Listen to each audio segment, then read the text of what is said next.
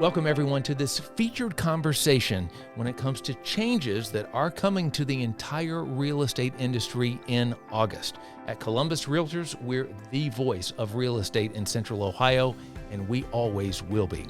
We are also steadfast in our service to you when it comes to knowledge about the industry. And that's what this conversation is all about. It's about awareness, education, and knowledge for you. So let's get to it.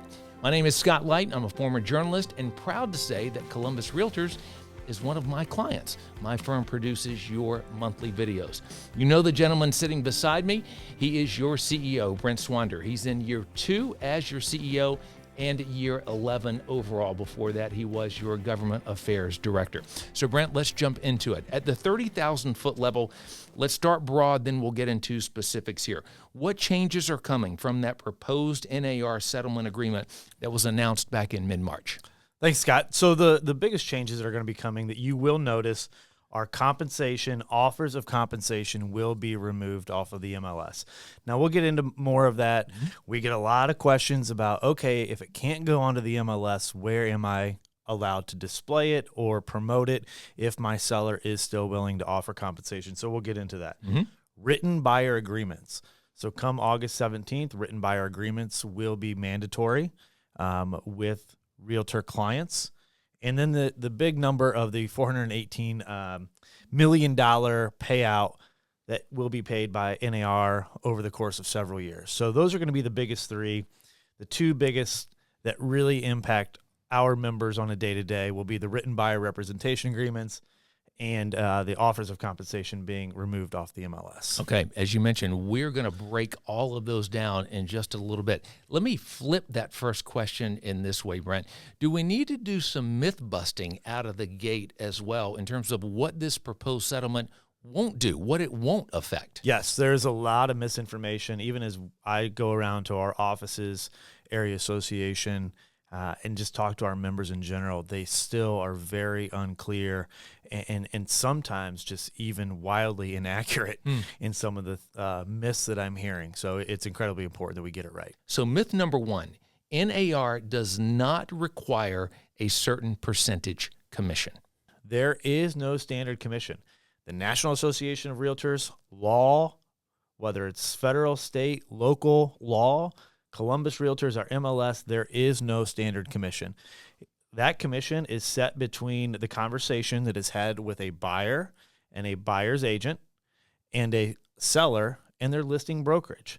So it's whatever the seller is willing to pay their listing broker, and it's whatever the buyer is willing to pay their buyer representative. There is no standard commission across the board.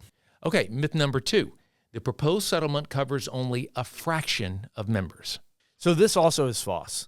If you are a Realtor member, you are covered. Realtor members in good standing are covered. And that's, if you practice real estate and you may have dropped your Realtor membership, but you practiced from 2014 to 2019, we'd actually encourage you to rejoin the association so that you are covered. During that time frame of those transactions, if you are a Realtor member in good standing, you are covered. Now let's go to myth number 3. Buyer brokers will have to work for free. I think this is a big one that is misnomer and untruths. And I would even say part of that is that I continue to hear from not only consumers, but from our members that it is illegal for sellers to pay buyer broker representatives. And that is not true. I believe there will still be a world in a marketplace out there where sellers continue to offer compensation to buyer brokers, and there will be some who decide not to. So 0 has been allowed in our MLS as an offer of compensation. So there has not been a requirement to pay a buyer broker. However, I do think that will still continue, but it is not illegal. It is still permissible for sellers to pay buyer brokers. And as a buyer's representative, you can ask, and you will be required to in the buyer representation agreement, to clearly articulate to your buyer how you're getting paid. Let's come back to those broad strokes that you hit off the top in terms of what's in this proposed settlement. First, compensation offers moved off the MLS. The MLS, let's talk about the multiple listing service and exactly what that is. That has two essential requirements: the offer of compensation and the offer of cooperation.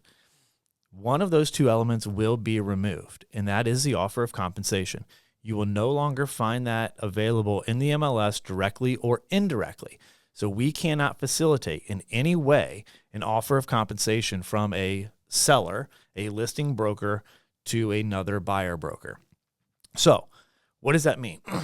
I often hear, well, we should put it in showing time, or we should put it in a showing service. That cannot happen as well, because that is arguably an indirect facilitation. Okay. And the reason is because showing time is owned by a brokerage who gets a feed from our MLS. So that would be a facilitation of compensation directly or indirectly. So to hit to that point even more, I get questions about very specific scenarios. Brent, am I allowed to display an offer of compensation that my seller, if I have the listing, that my seller wants to put in any of a number of variety of places? Y'all are getting really creative about where you think you can put an offer of compensation if your seller is willing to offer it.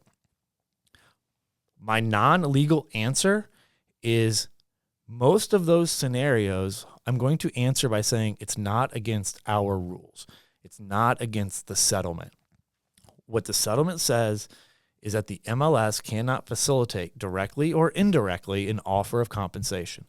So when you log into the MLS on August 17th, you will not be guaranteed and you will not see compensation in the MLS. Second one. This one's a hefty one, and we're going to get into it. Let's talk about those written buyer agreements. So there are basically 4 provisions of the written buyer agreements, and this is for our realtor members. This does not include the state, if the state mandates a buyer representation agreement as part of the state legislature and the state legislative process as well. So the written buyer agreement must include 4 very specific items. And so that I am clear, I'm actually going to read those. Number 1, a specific disclosure of the amount or rate of compensation the realtor will receive, or how this amount will be determined, to the extent that the realtor will receive compensation from any source. 2, the amount of compensation in a manner that is objectively ascertainable and not open-ended. We'll come back to these as well. 3, a term that prohibits the participant from receiving compensation from brokerage services from any source that exceeds the amount or rate agreed to in the agreement with the buyer. And 4, a conspicuous statement that broker fees and commissions are not set by law and are fully negotiable. Brent, in your mind, what are best practices when it comes to these written buyer agreements? So this is really where a lot of our members are relying on us, but from a best practice standpoint, we cannot get into the brokerage aspect of this, right? So I am going to tell our members that they should truly rely on their broker. But what I think makes sense in all of this is the transparency and the conversations that they must happen with your client. So you know how you're getting paid, and they know whom they are paying and for what services are being provided. I do think of all of the things out of this settlement, this provides more transparency to the consumer, and that everyone fully understands commissions are negotiable, and they understand how each, the buyer representative and the listing broker, are getting paid. It gives you a great opportunity as a realtor, as a member, to highlight your value and what services you are providing to the consumer. It's a great opportunity to have that conversation. And in these buyer agreements, what about the enforcement side of this whole thing? So the enforcement side does fall on the MLS. It will most likely be complaint driven. So what do I mean by that? When we are notified as an MLS, as an association and an MLS, specifically an MLS, that either a consumer or a fellow realtor believes that an agent, a realtor might be working without a buyer representation agreement, it will be on the MLS to enforce. And our MLS task force and our MLS board of directors has already worked on that. And what I will tell you from the enforcement side on the MLS is that our MLS task force and our MLS board of directors have already worked on the implementation aspect on that. And the failure to comply, the fines that will be associated with not having a buyer representation agreement, if found out to be true, are hefty. We are starting at a $1,000 fine for a first-time violation that a member is working without a buyer representation agreement. However, that's just on the MLS side. What will be interesting as well is the enforcement in state law. So once buyer representation agreements become mandatory at the state level, you could be in violation of license law, which is a whole nother level that we don't have the authority to enforce state license law. Okay. You touched on this just a second ago, and that is the amount that NAR is paying. It's over $400 million. So hit on that again. But also that affects what may be another misconception out there, and that is people are thinking, hey, is that going to affect dues for this year or 2025? And it's not. Correct. NAR is not raising dues in 2024 or 2025. There is no assessment to the local association and or MLS, even though all of those local associations and MLSs who opted in are covered by the settlement. There is no buy-in, if you will. So there is no assessment to the local associations or MLSs, and that assessment is also not being handed down to realtor members. NAR has also updated its policy when it comes to steering. What do members need to know about this? So under NAR's Code of Ethics, steering buyers based on the amount of broker compensation is prohibited. So what do I mean by that? It has always been prohibited that an agent cannot show homes based on compensation being offered. So let me make that a positive instead of coming at it from that negative aspect. The positive is that you have a fiduciary duty, legally and ethically, to show all homes that meet your buyer's needs, regardless of compensation being offered. Again, what that means is if there is an instance where a seller is not offering a buyer broker compensation, which obviously will be out of the MLS anyway, you must have that conversation with your buyer of, hey, your buyer representation agreement is going to kick in, and here's what we have agreed to, and having that conversation. But you cannot steer, and I don't even like that word, right? But you cannot take clients or show your clients homes based on compensation, and you never have been.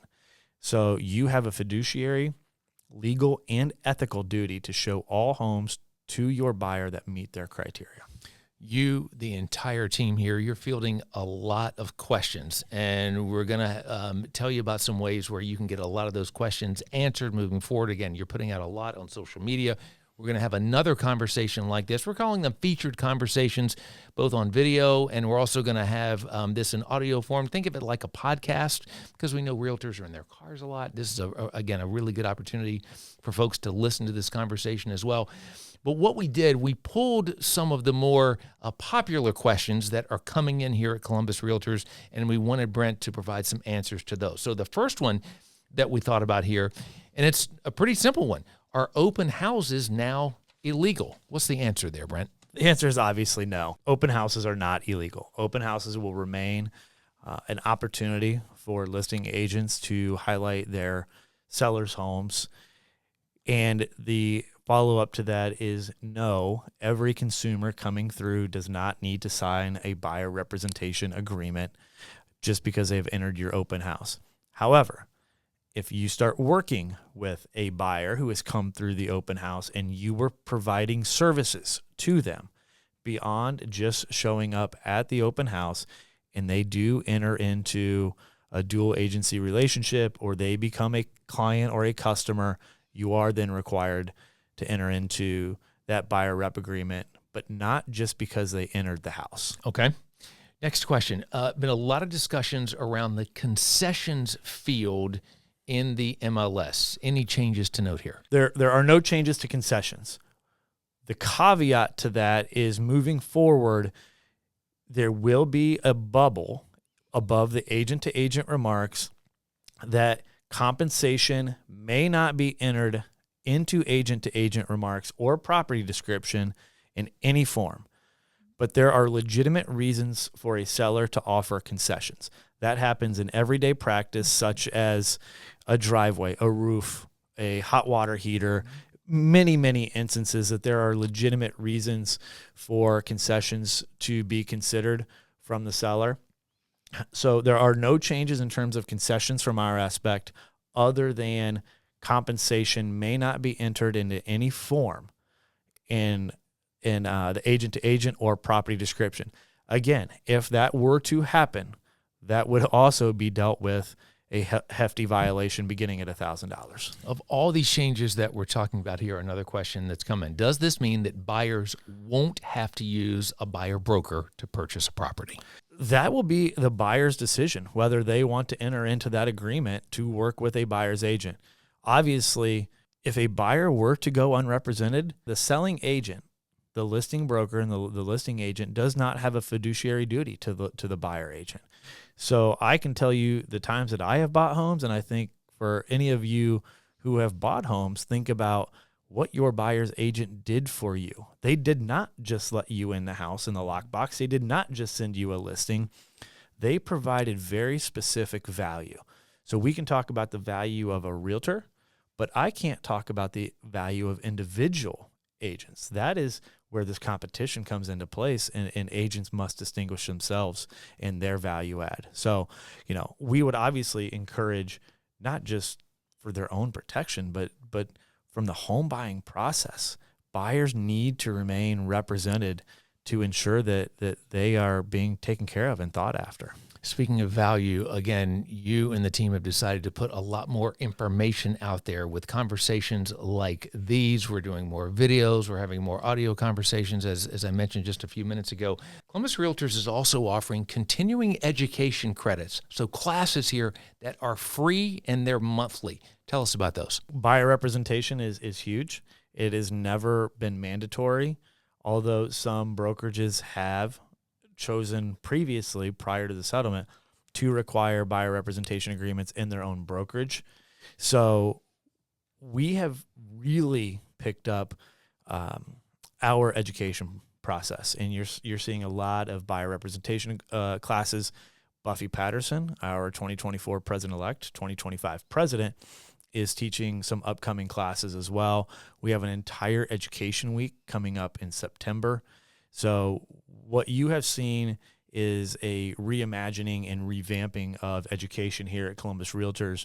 And I would say that we are on a pretty steady climb to cruising altitude, if you will, of getting to where we want to go with education. And it really has begun with buyer representation agreements. We have brought folks in from the state of Washington. Kitty Wallace joined us from all around the country, and how some of these states who have already mandated it previously have made it work. And that's what we are focused on right now, is the awareness and education aspect of this. Let's also point out to our members, you are really tapped in with leadership at NAR. You're talking to those folks all the time, road trips, conferences, all kinds of things. And that's really important because you, again, can disseminate those messages that are, coming from the top at the national level. Yeah. So one of the things I've been blessed with is, well, let me say this. This is a relationship industry, whether it's our member to their client, member to member, just trying to get a deal done, representing the buyers, representing the sellers. Everything we do is relationship based. One of the things I have been blessed with is some of the relationships and friendships that we have at NAR, and the knowledge that I believe I've been able to bring back, and the value I've been able to bring back from those thought leaders, the folks who are truly sitting in the room, the old Hamilton song, in the room where it happens. Mm-hmm. These folks are truly in the room where it happens. Now, I don't know everything. because they obviously have a fiduciary duty as well. They cannot disclose everything. But I do think that's a huge value add. In the peer groups that I'm in, I have two association peer groups. I have an MLS peer group that we collaborate with frequently.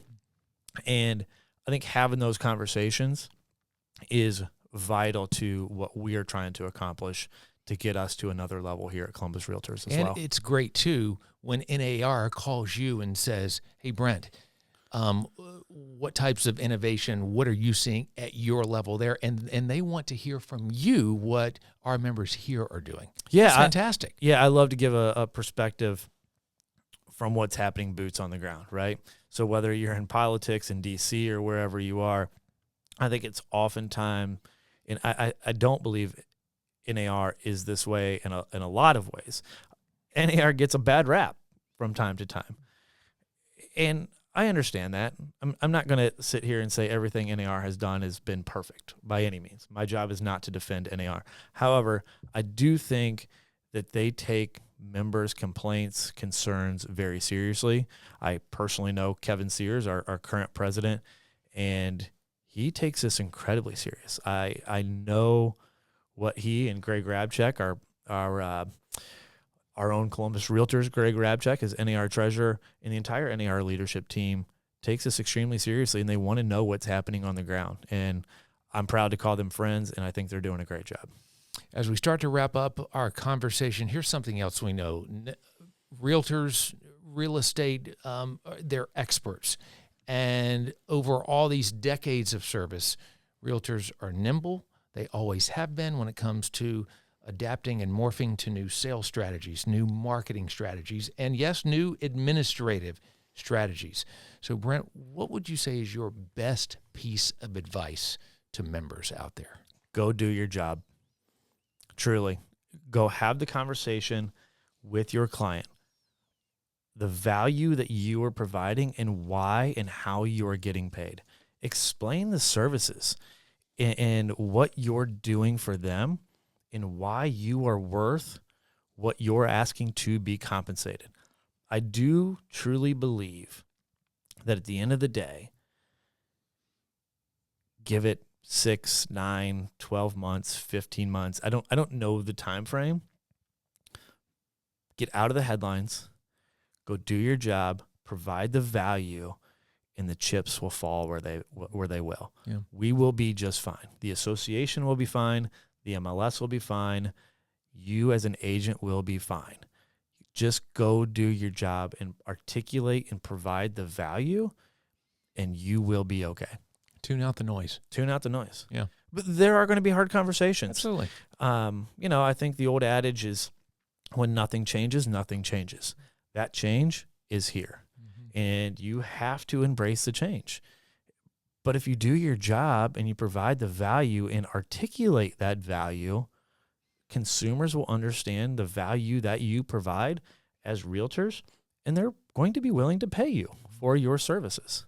I don't think, whether you're buying a car or whatever, you're going to pay for the services as a consumer. We're willing to pay for the services that are provided by a value. Think of the restaurant that you go to. You go back to that restaurant because of the great customer service and because of the quality food. Think about the grocery store that you shop at. I use this weird analogy all the time too, is there's different models. There always have been different models for real estate services, but there's different models of grocery store service, right? Mm-hmm. There's everything from your value chains to your high end. Mm-hmm. And what loaf of bread do you want to be? Do you want to be the artisanal, right, whatever? Yeah. Or are you okay in the value chain? Mm-hmm. That's a decision that our members will make, mm-hmm. and how they want to be valued. And that's not for an association to determine. That's for our members to determine. We're also going to keep bringing you value on the communication side. As I mentioned, we're going to have another long-form conversation like this coming up in a few more weeks. We're always putting updates on our website, on our social media channels, the MLS message board, the member portal, and, of course, we are sending you emails to your inbox. You can always call or email the office as well. Keep sending us your questions and we will provide those answers. And Scott, if I may, we are Please. also looking at additional ways of communicating. So we know we have, 6 generations of members that we need to communicate with. And shout out to Craig Hicks for his ability and his willingness to be nimble as well. We know communicating is a struggle with our members. So we always say meet our members where they are, not where we want them to be. We are looking at innovative and new ways to continue to do that as well. Thanks, Brent. We'll do it again soon. As always, we're Columbus Realtors, the voice of real estate in Central Ohio.